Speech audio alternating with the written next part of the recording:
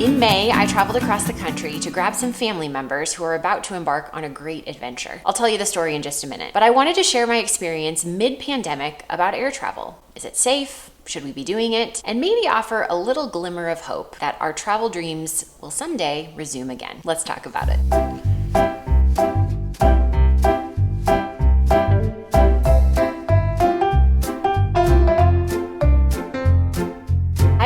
Welcome back. I'm Jalen. I'm a part-time family physician and full-time mom to 3. My husband and I live in the Pacific Northwest. Today we're talking about air travel during a pandemic. I'm going to link a couple of helpful videos in the description box below, and they're going to talk more about the science of air travel and whether or not it's safe. Here, I'm simply sharing a little vlog of my experience. There's a lot of confusion on the great interwebs, and it's understandable because science is confusing. Information about this pandemic, COVID-19, caused by the virus SARS-CoV-2 has been coming in a seeming firestorm, and it can be really confusing for the onlooker because unfortunately the information that's delivered is not always scientific. It's also important to recognize that people tend to hear what they want to hear. In other words, there will be a handful of people that walk away from watching this and think that I'm endorsing cross-country air travel mid-pandemic. It's not really what I'm saying. I traveled mid-quarantine, which meant that most airlines and businesses were still on lockdown, at least here in Washington state. And what that also meant was that the population that I was to come into contact with was going to be much lower than it could be right now, for example. What I am endorsing is education and personal decision-making. I took a cross-country trip mid-May from Washington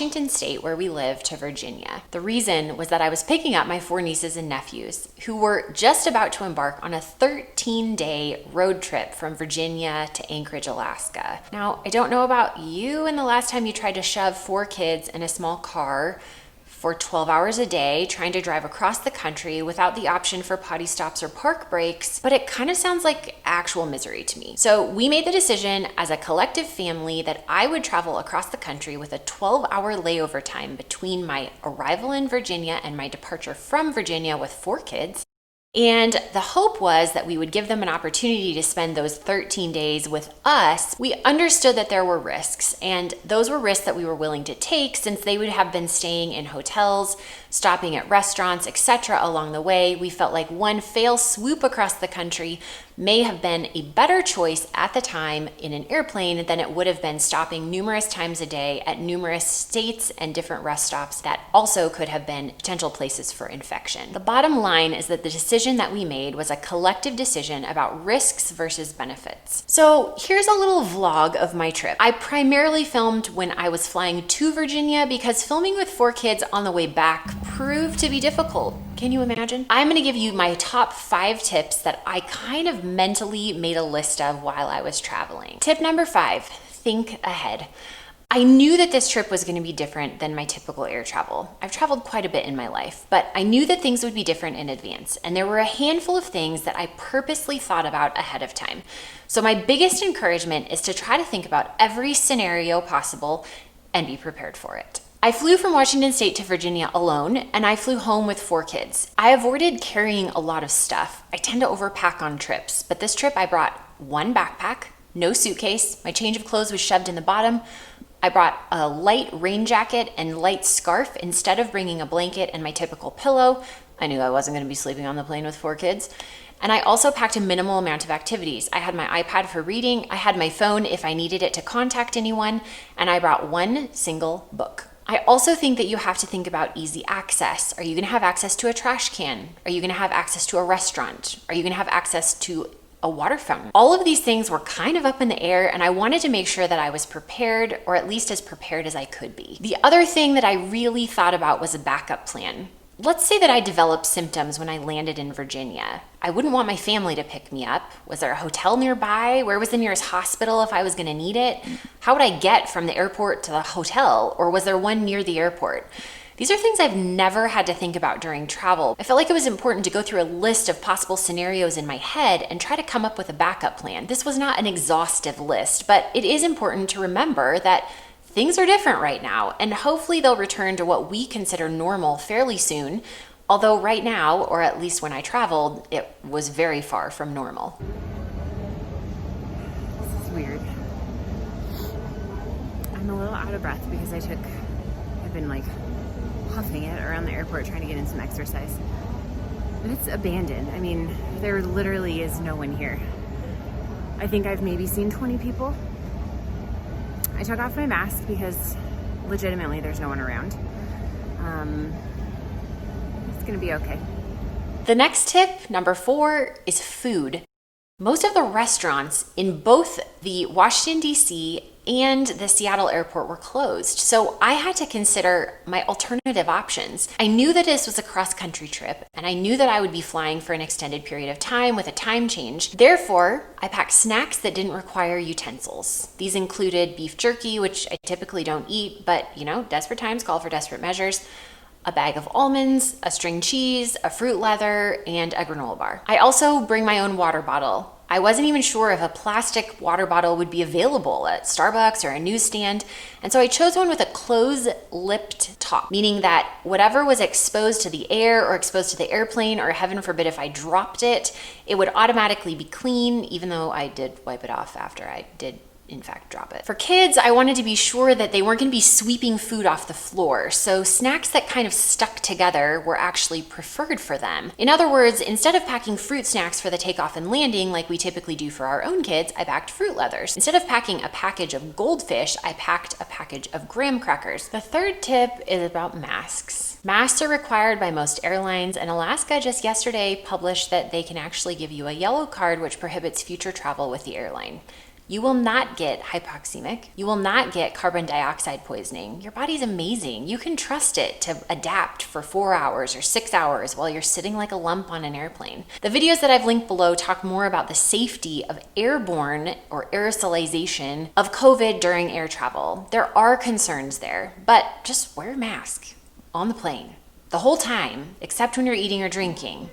Don't be a jerk. Cloth masks and surgical masks do not prevent airborne spread of COVID-19. This is an important point to recognize because there are no risk activities other than you staying home. So if you are extra concerned about infectiousness, then you are correct that an airport and an airplane are probably not the best places to plop yourself for multiple hours. But again, when I traveled, it was a very low volume on the airplane and we were mid-quarantine and lockdown, which meant that not many people were on my flight. I did find it really helpful to have a neck strap on my mask so that I could touch my face or eat my food and not have to put my mask down on any surface. It just hung around my neck and I replaced it as soon as I was done taking a drink of water or eating my granola bar. Tip number 2, germs. I normally am not a germaphobe.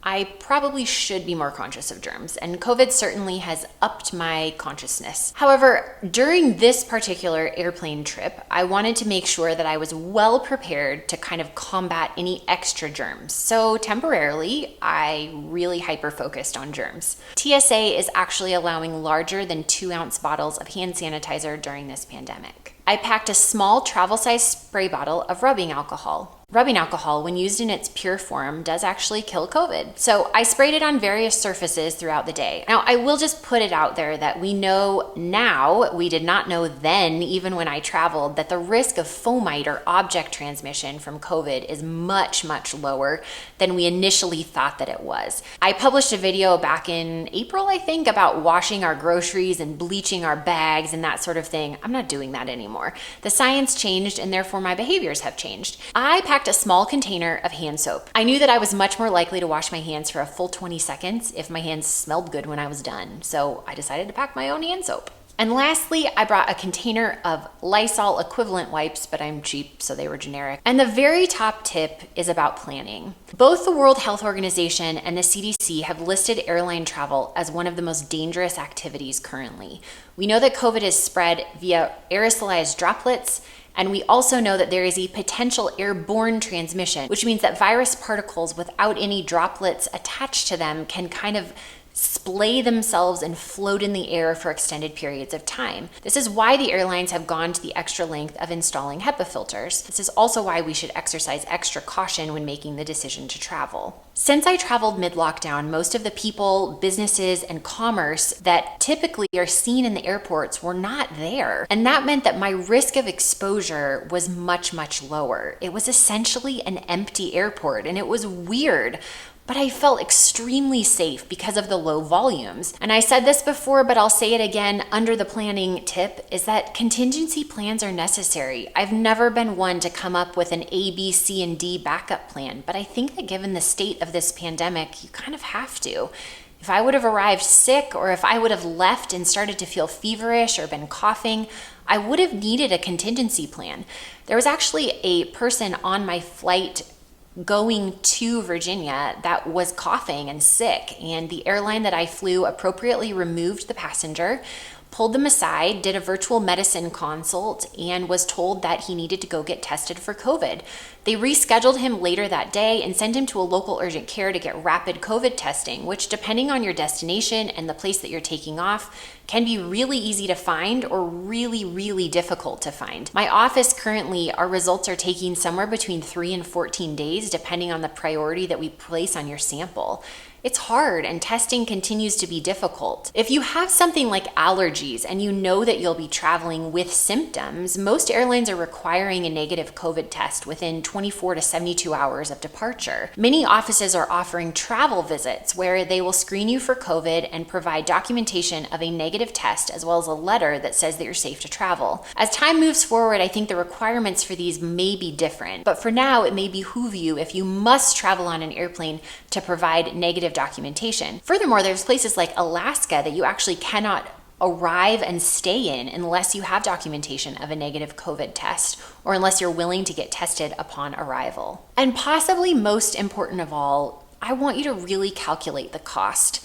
Like I've said before, I felt very safe traveling, but there were very few people on my plane. So you really need to calculate the risk-benefit ratio. Have you really considered the cost of life? And on the opposite side, the cost of missing out on things like family reunions with grandparents who are turning 99. There's some hard decisions that we've all had to make, and there are some that are way harder than others. There's a cost of infection, but I also want to be a human being instead of just a doctor, and I want to recognize that there's a cost to missed experiences as well. And I'm not going to make that call for you. As COVID unfortunately continues in our daily lives, I just want to acknowledge how hard this is. There's some really hard decisions that people have had to make. Maybe you're one of them. And I am so grateful that you have calculated the cost well, that you've considered yourself and that you've considered other people in the midst of this pandemic. There's a lot of scenarios that are just unavoidable in life. And I'm still grateful for the ability to travel on an airplane, even though it's not 100%